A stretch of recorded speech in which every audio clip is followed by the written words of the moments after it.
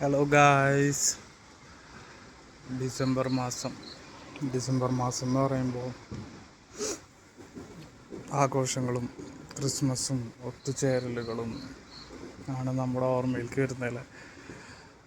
ഒത്തുചേരാൻ കിട്ടുന്ന അവസരങ്ങളെല്ലാം നല്ലോണം ആഘോഷിക്കുക, സന്തോഷിക്കുക.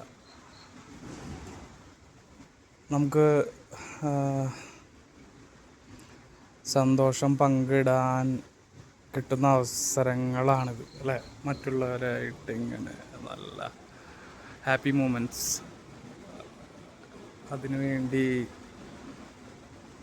കിട്ടുന്ന കുറേ നിമിഷങ്ങളാണ്. സ്കൂളിലും ചെറുപ്പത്തിലൊക്കെ എൻ്റെ ഓർമ്മയിലൊക്കെ